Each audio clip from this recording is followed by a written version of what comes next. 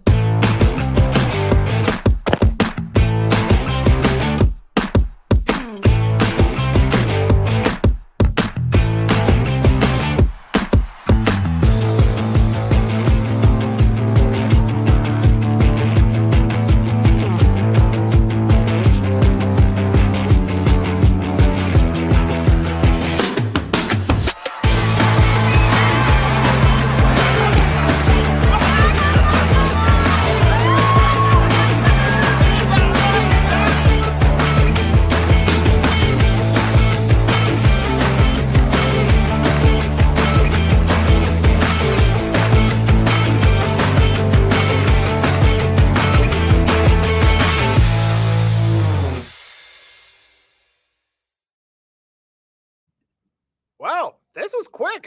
We did our regular intros as usual to get everyone time to come in and build anticipation, and the chat is already rolling. Arku's jumping in. Can Jerry Jones get arrested? His next comment clarifies. This got to be the most embarrassing thing he did, threatened the radio host this morning. And with that being said, Arku, I got a question for you. Simple. What happened?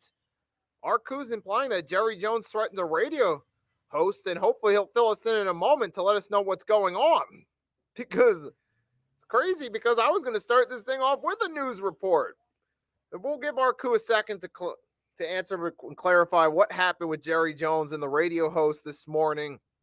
But the news is dropping like crazy, and the comment section is dropping like crazy as well. While we're waiting on that, Mitch stopped by, wishing me a great show. I gotta send you with the DMs. Arku will inform me about this later. This will probably be a YouTube short or possibly even a video if it's something that serious that I feel the need to break the Nicky Steves persona and talk as Nicholas Parks, the person from. But as always, I welcome everyone to the Week 6 recap. Of course, if you haven't done so, make sure to like and subscribe to both my channel and the Hardcore Sports Network's channel. And speaking of news to start off the day, we start off with the news following last night's game that the Jets are acquired Davante Adams via trade, sending a conditional third-round pick to the Raiders less than 24 hours following the Monday Night Football game, where the Bills defeated the Jets at MetLife Stadium 23-20 to bounce up to 4-2, dropping the Jets to 2-4. And King politician Aaron Rodgers, for those of you that did see my YouTube short, you're wondering what I meant by that reference. I'm not necessarily referring to Aaron Rodgers' conspiracy beliefs. I'm referring more to the fact that Aaron Rodgers, his power control over the team. Like, for those of you guys that are wrestling fans, the stories of backstage politics in that industry. People trying to politic their way into certain spots. That's what I'm referring to with politician Rodgers. He's trying to play politics, use his name and his seniority in the league to get the Jets to do things that he wants, such as acquiring Davante Adams, for one. And that's what they get. So now you get Davante Adams and Garrett Wilson, and you got Arku saying he don't like this. He doesn't think it's going to help them much. I mean, So Arku doesn't really not a fan of this. Of course, you guys can always fill in, let me know what you think. And I might even do a poll on this now that I think about it to ask more people what they think to get a better over idea what majority of my fan base thinks. Obviously, Arku's not a fan. Now the Jets, they think this will help make Aaron Rodgers happy, and they're hoping that it'll work out. It'll at least give Rodgers someone he's familiar with and help boost the chemistry of that offense a bit. Me personally, I'm not too sure if that means you got to factor in a couple things. Number one, Aaron Rodgers is not in his prime. He's not washed up either, because we saw with that Hail Mary at the end of the first half, which I got to admit, watching that, it got me the energy up a little bit just to see another Hail Mary for the score with him where he connected with Alan Lazard at half, right before the half. So Aaron Rodgers definitely still has something in the tank. He's not washed, but he's not prime Aaron Rodgers anymore. He's not going to carry a team like he was with the Packers 2014, 15, 16, 17 before the collarbone injury. He's not that Aaron Rodgers anymore. However, make no mistake about it, Aaron Rodgers, he's now at the point where he's a solid quarterback who can occasionally have a great game or two, maybe help you win a few games, but he's not that same Aaron Rodgers we knew who helped carry the Packers to a couple deep playoff runs and was a former Super Bowl MVP. That Aaron Rodgers is gone. So we still got to factor in that the Jets are going all in on a past his prime but still solid quarterback.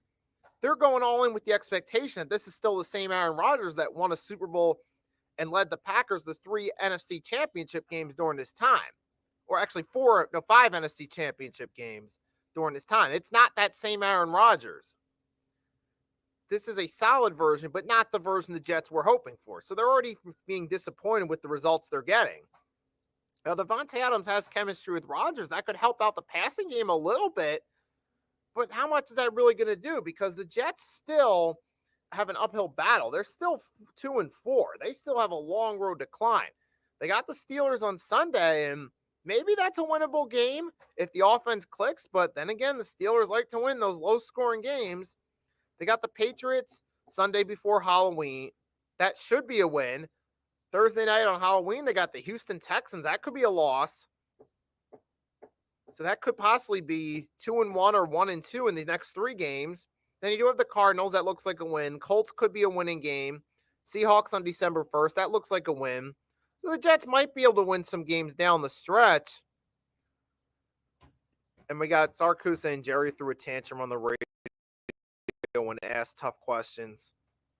I could see that happening. I can see Jerry Jones being the egomaniac that he is, not being fond of the fact that he's being criticized and throwing a temper tantrum instead of owning up to the questions, instead of admitting, I don't have the best answers at the moment. I could easily see Jerry Jones doing something like that because we know he's not a fan of when things don't go his way.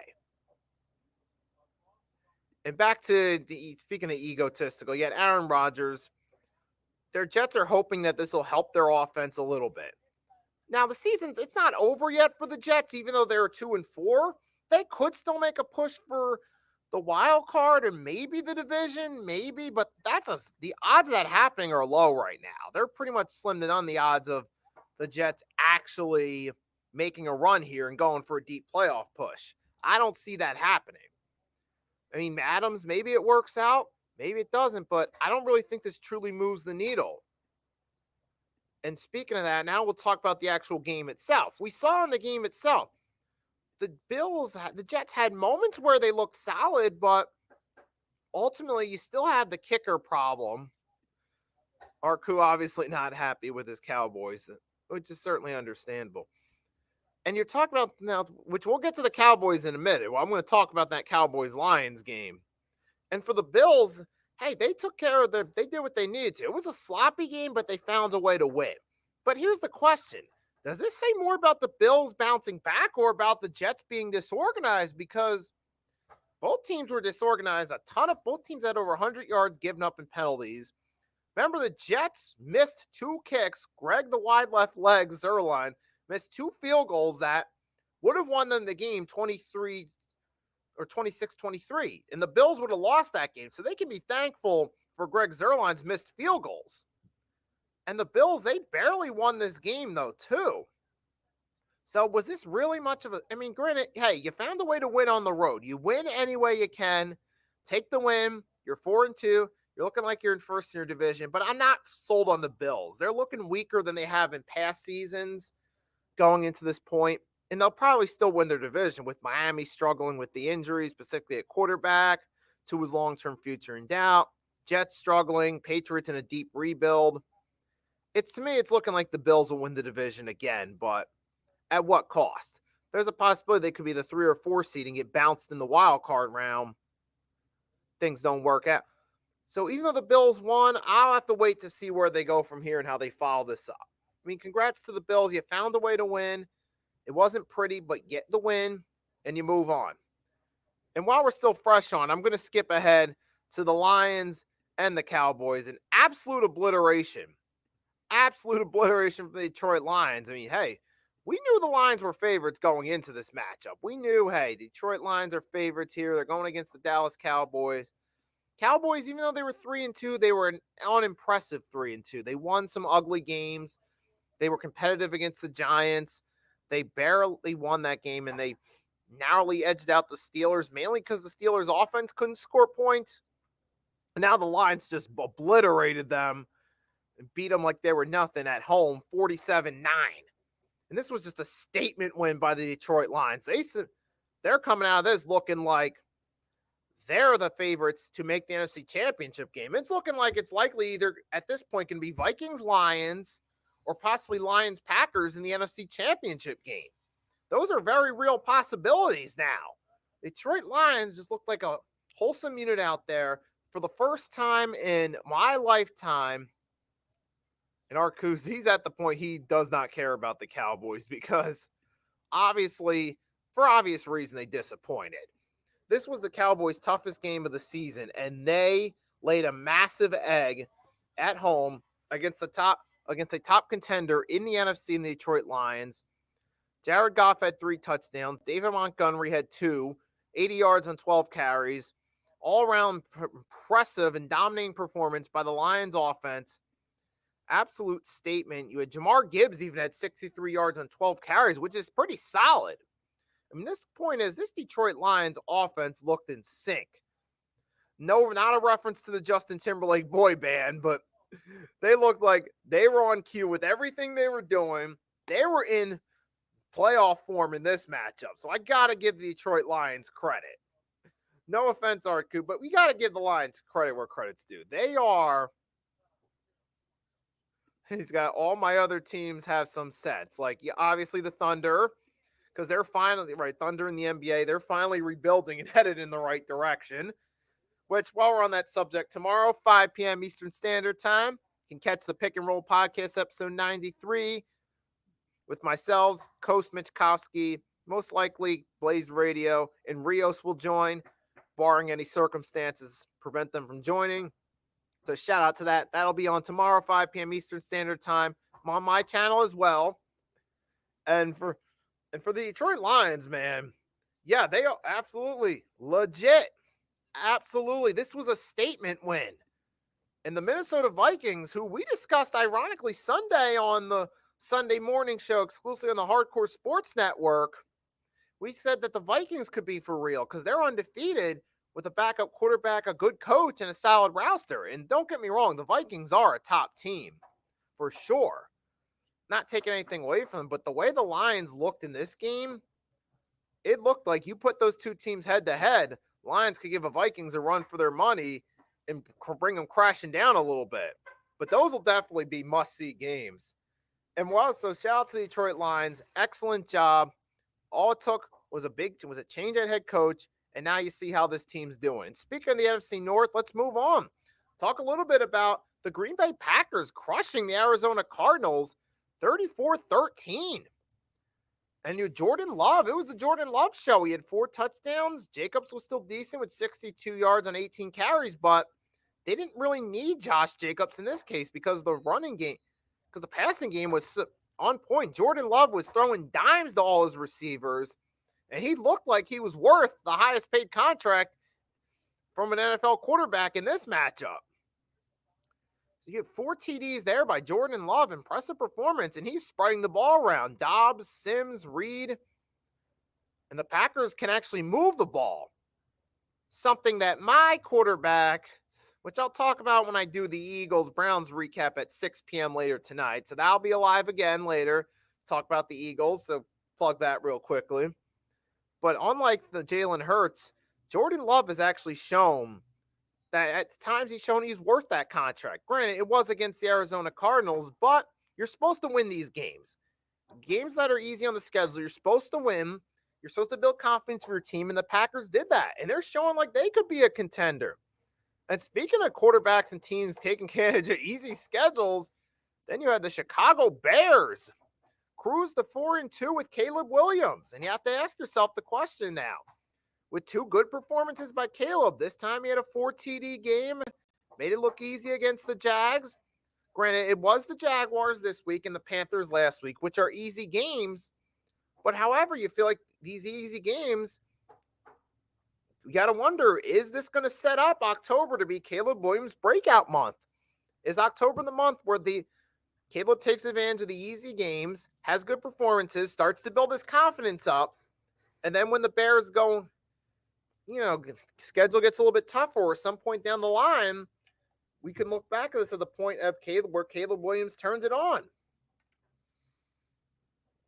Now, that question remains to be determined in the future, but it's something to pay attention to. Is what the reason I pose that question is because now it gives us something to pay attention to. We see what the Bears do going forward. Me personally, I think the Bears will come crashing down a little bit because they got to still go up against the Packers, the Lions, and the Vikings, and those are going to be tough games. I feel like by default, the Bears will probably be in last place in the division, likely with 8 wins, because I feel like those division games are going to get to the Bears. They'll probably lose most of those games against the teams like the Lions, Packers, and Vikings. So I feel like the Bears are headed to like an 8-win season, but the way things are going right now, this could be a building block for the future. Maybe Caleb plays good going forward. Maybe even if the Bears do lose most of those games against their division rivals, maybe they put up a fight. So maybe the Commanders game, maybe the Bears actually play pretty solid against the Commanders and give them a run for their money. If Caleb plays solid, maybe he plays solid against the teams like the Vikings and the Lions, even if they fall short. So this could be the point here where we could look back on these easy games for the Bears as the point where Caleb Williams started to break out and build confidence and this helped them going forward. We could look back on that maybe a few years from now and say, hey, that October of Caleb Williams' rookie year really helped them out. But time will tell on that one. But shout out to the Bears, though. Even though they're on an easy schedule, they're taking advantage of it. And for the Jaguars, how much longer is he going to keep Doug Peterson? Seriously. I mean, we knew the guy had his flaws, but this is just abysmal. I didn't have any expectations for the Jags, but even I thought they'd be better than this. I mean, to be fair, even though they did collapse last season, they still found a way to win 9 games. I thought Jacksonville would at least be like around 500-ish, maybe 7 to 9 wins this year. I thought they would be decent. We got Tribe comments and Nikki Cooper Cup might be back this week. So we're hearing rumor that's possibly. We'll see if that happens. And we got Arcus saying, I judge teams by how they handle adversity. He's mainly referring to the Bears. He's waiting to see how the Bears go forward when they move up and they step up in competition. And speaking of that, now that so far it's pretty obvious headed into week 7 that the Chicago Bears are the best team, or the NFC North is the best division in football. All those teams have winning records. They're all at least 4. You got 4-2, 4-2, 5-1, and then 5-0 because the Vikings had their bye. Or 4-1 or 5-1 with the Lions? No, it's 4-1, 5-0. I mean, I think honestly the Bears, even if they ultimately end up in last place, they could still end up in last place with 7 or 8 wins, and that's saying overall, if you can get 7 or 8 wins and finish last in your division, that's meaning you're in a tough division and that the competition in that division is good. And so far, going to week 7, every team has a winning record. That's saying that the NFC North is better than what we're used to seeing, because we're used to that division being a crappy division and it being a one-team division. But now it's actually competitive. And speaking of divisions, now let's talk briefly about the NFC South. The Buccaneers and Falcons defeat division foes. In the Falcons' case, the Panthers. In the Bucs' case, the Saints. And they both moved to 4-2. It's funny. Going into the season, I talked about one of my buddies at work. He said the Falcons have an easy schedule. And he said he believed that the Falcons would get the number 4 seed and go 1-done in the wild card round against the 5th seed. And the way things are going right now, it's looking like it's likely that either the Bucs or Falcons will get the 4 seed and play the 5 seed, which at this point would likely either be the Packers, Vikings, or Lions, depending on who's the second best team in the NFC North, is the way things are looking right now. So it's looking like the NFC South winner would play the second place team in the NFC North at 4 versus 5 in the wild card. But for the Bucs, hey, nice bounce back after that close, hard-fought loss against the Falcons. You at least stay tied with them, and you do have the chance to potentially steal the division from them at the end of the season. You can beat them in the rematch. Maybe that could help them win the division. And for the Falcons, they keep their foot on the gas pedal, and they just are in first place by default as a result of a tiebreaker with the Bucs. But hey, for the Falcons, you're taking advantage of that easy schedule. You're winning games. You defeated the Panthers. You had 198 on the ground from Alliger and Robinson.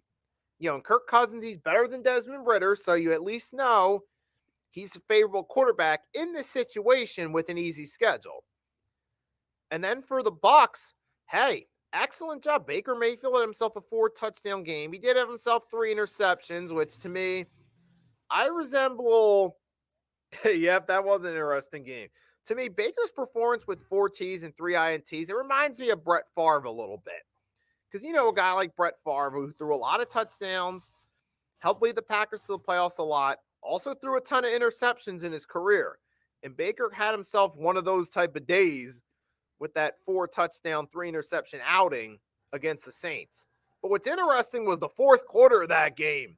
It looked like that fourth quarter. It looked like it looked like the Saints and Bucs were on a battlefield. The Saints held their hands up in surrender, walked off the field. It's like the Bucs were playing 1 quarter of Madden practice mode on offense only. I don't know if those of you guys some of you that played Madden throughout the years, you probably did it at some point. You probably just messed around with the game when you just were looking to kill a few minutes of downtime, but you didn't really have enough time for a game, so you probably would just play practice mode on offense only and try to create these weird plays where you just pitch the ball to everybody at least once during a play. But the point being was the way the Saints basically no-showed the fourth quarter and the Bucs scored 3 times, it was like they were playing Madden practice on offense only, because the Saints might as well have not even showed up on the field for the fourth quarter. That's how abysmal they were in the fourth. Jeez Louise, it was like the Bucs were just playing free plays out there for 1 quarter just to kill the time. But on a serious note, though, hey, the Bucs, you got the win. And the Saints, they've come crashing down to reality. This is what I thought the Saints were going to be. And now with Derek Carr out, yeah, good luck, Saints. Now for the Saints, maybe, though, this could give them the insinuative come draft time to realize, yeah, we got to get a long-term quarterback here. Derek Carr, signing him wasn't the same as signing Drew Brees back in 2006. We need to actually go draft a quarterback. And hopefully for the Saints, maybe this could be a blessing in disguise one day. If they just have an abysmal season, get a top 5 pick, get a QB for the future. Maybe this could be beneficial to them in the long haul. But, hey, you got Daniel Berry stopping by. Hey, what's up, Daniel? Hey, the Bucs so far, man. Nice performance by them. And the Falcons did pretty solid, too. Now moving on, we got the other big game to talk about from week 6, the Ravens and Commanders in the Beltway Bowl. Nice game. I went into this game, we hyped this up as this was going to be the game of week 6, and This was a good game, man. Ravens defeat the Commanders 30-23. I feel like this was good for both teams in this contest. Even though, hey, the Ravens won, they did what they had to. Because, hey, somebody had to win, somebody had to lose, but it was the Baltimore Ravens that came out on top in this one. But even the Washington Commanders, even though they lost, they got nothing to be ashamed of because they put up a good fight. It was their toughest test so far. They showed they can compete with the big dogs of the NFL. And they competed with the Ravens. Now, they didn't get the win, but to be fair, this is a team in a rebuild. I'm not expecting them to be Super Bowl contenders yet. I'm expecting the Ravens to – Ravens were expecting to be Super Bowl contenders. The Commanders, they're in rebuild. I'm not expecting them to be a Super Bowl contender yet. What I'm seeing from them so far, I do expect them to win the NFC East and probably host a home playoff game, possibly as the 3 seed, the way things are looking right now, with the winner of the NFC South possibly being the 4 seed or Commanders being the 4 seed, one or the other, 3 or 4 seed hosting a home playoff game. But the Commanders showed they can be a team that could compete in the future if they keep playing this way. Even though they fell short, though, hey, Jaden Daniels had a nearly combined 300 yards in the passing ground game. You had McLaurin, Brown, Ertz combined for 14 receptions. So there was something there. But it's a good learning experience for Washington as a team because they can go back to the film room and go over the game, look at what they did right, look at what they did wrong, and learn going forward for the tough games. But that's good right there for Washington long term. And for the Ravens, though, I get shout out to them. They're finally doing what we thought they were going to do going into the season. They're winning games, and they're building momentum, and they're rolling as one of the top teams in the AFC. They lost the first 2 weeks, but after 2 weeks, they realized, wait a minute, what are we doing here? How do we go 0-2? We acquired Derrick Henry during the offseason to help us on offense, help bolster the run game so we can have a better blend of the pass and run, and we can compete with Kansas City. We got ourselves a top back. How are we 0-2? Granted, we lost to Kansas City in a close battle, but then we lost to the Raiders when we were up. And Baltimore finally woke up and was like, wait a minute, we got to use Derrick Henry more. And week 3 onward, they turned over to Derrick Henry, let the man run. He had 124 yards and 2 touchdowns in this game. And now the Baltimore Ravens have finally found their groove, and now they're actually playing up to the hype. And they do have the Bucs on Monday night, 8:15. That's going to be a good matchup. That'll be a good test for both teams.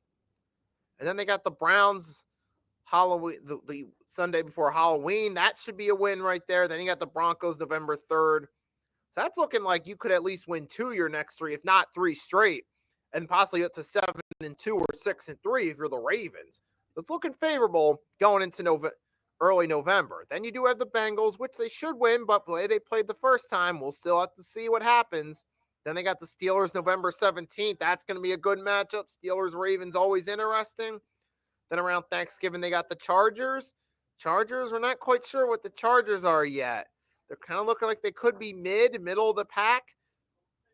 But the Ravens, man, this is what you do when you're a top team, when you're hyped up to be a top team. You keep finding ways to win games, no matter the circumstances, whether it be a division rival, a top team in the opposite conference, a bottom feeder team, whatever. You find ways to win games. Ravens are doing it. It looks like that loss, particularly that Raiders loss week 2, is behind them now, and it looks like the Ravens are rolling. And I feel as long as the Ravens stay healthy, you could see them be possibly the number 2 seed, maybe the top seed if Kansas City drops a few games later in the season and the Ravens keep on rolling. But it's going to be between the Ravens and the defending Super Bowl champ, Kansas City Chiefs, for the number 1 and 2 seed. The way things are going in the AFC, as long as both teams stay healthy and avoid major injuries. Because we're at that point now in the season where we're starting to kind of get an idea of who's legit, who's the good teams, who might collapse later this season. We're all starting to get ideas of this now as to where we believe teams are going. And of course, we know there's always the possibility for a late season collapse or a late season turnaround that could happen to anybody. Happens all the time. But for the Ravens so far, as long as they stay healthy, Derrick Henry stays healthy, Lamar Jackson can stay in the lineup, this team's going to do its thing. But also got to acknowledge, too, Flowers and Bateman had a combined 203 yards in the air. So they had a good passing game. And the Ravens are still finding ways to score points and do good in the passing game, even with Mark Andrews mainly being a non-factor in the offense, which has been surprising. That's the only real surprising part is in Mark Andrews is a non-factor. But when you got options like Bateman and Flowers, Lamar can make plays with his feet. You got Derrick Henry to hand the ball off to. Mark Andrews doesn't need to be as productive. He can mainly be that veteran leader type presence in the locker room. But good for the Ravens, man. Excellent performance by them, and even the Commanders, a good game. I felt this game lived up to the hype for sure. We saw both teams play well. Washington played good in the face of adversity despite defeat, and they showed they could be a team to mess with in the future. So I got to give Washington credit, though, as a worthy competitor in the NFC despite the defeat. But, man, that was a good game, though. And these two teams, but this is a good week. But, hey, and now we're kind of at that point now, especially now with teams being on bye weeks. We're not every team, you don't have 32 teams playing and you don't have 16 games per week. So we're kind of at that point. We're stopping a little bit earlier, and we're just going to go run through the 2-minute recap, talk about the other games and events that occurred. I'm going to start it in about a minute. I'll do the quick 2-minute recap, and where I'm just going to breeze through, give my thoughts on the remainder of the games that were played that didn't involve the Eagles, because I'm going to do a separate stream exclusively to recapping the Eagles-Browns Week 6 performance tonight, 6 p.m. Eastern Standard Time on my channel in the Hardcore Sports Network.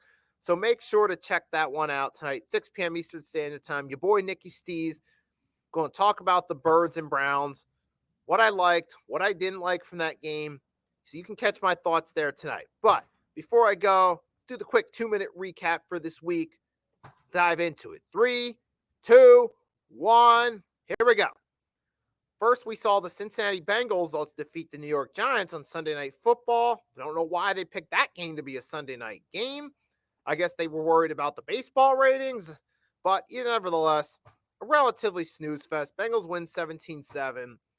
Not a great performance by the Bengals, but what did the Giants do? What was the ball thinking? Going for a field goal late in the game when you were down 10, you needed a touchdown. That was the worst play call I saw. I think I should have got the ball fired. Pruvy's just a one-year wonder as a head coach. Just wait and see. Brian DeBall, one-year wonder as a head coach. But speaking of head coaches, Jim Harbaugh kind of had a bit of a health scare. He felt ill, and he didn't come out till late in the first quarter for the Chargers game against the Broncos. Now, the Chargers did get the win, but unfortunately, they almost gave it up in that game. They let the Broncos come back and nearly steal the win. So the Chargers escaped with the win, but this is why I'm not fully confident in them. They couldn't keep their foot on the gas pedal on that one. Now, on the other hand, you got the Steelers who, despite playing the Raiders, they found a way to win. That's what you have to do. You find ways to win, you take care of business, and that's what the Steelers did. Shout out to them. Find a way to get the dub after 2 straight losses. Go to 4-2. Win games any way you can. And we got that. And then we also got some of the others. We got that. We went through most of the games. So, the Colts beat the Titans in this relative snooze fest. All I can say is the Colts were lucky they were playing the Titans. Any other team, they probably would have been out. And they would have lost that game. That says more about how much the Titans are struggling in that, they're in a deep rebuild. I don't believe Malik Willis is the long-term answer for that team. But that's all I got mainly for the games. Like I said, we had numerous buys. We didn't have 16 games. But I'm just at the last minute. Got John Grega, the supporter of Hardcore Sports Network creator, content creators for football, stuff through, talk about how bad the Raiders are. And yes, they are. Raiders are on a deep rebuild, man. To me, it all goes back to that decision not to give Rich Bisaccia the head coaching job in the 22 offseason and instead try to go for Josh McSnakeoil. It all boils back to that one decision. And yes, sir, we talked about that at the beginning of this one. Davante Adams is a New York Jet. Now, I think it'll help make Rodgers happier, but is this really going to be enough for them to win games? Is this going to help them get that extra push to win those close games that they failed to do last night, that they failed to do against the Broncos. I don't think Davante Adams alone really moves the needle. Aaron Rodgers, he's still a solid option, but he's not the same dominant Aaron Rodgers we saw in his prime. And even though I do think Davante Adams will help them a little bit in the passing game, the thing we got to consider is there's no guarantee it's going to work. Because what if somebody gets injured? What if Adams gets injured? What if it takes him a week or two to get himself settled? What if it takes till November for him to return to form? And these are all valid questions that will play out over time. So point being is just because Adams is there doesn't guarantee it's actually going to work out. That doesn't mean it won't, but that doesn't guarantee that it will either. So we'll have to wait and see on that one if it actually does pan out. And yep, of course, Greg the wide left leg Zuerlein. The Broncos, 2 last night. If he makes both those kicks last night, they win 26-23. I don't know why they keep Zuerlein as the kicker.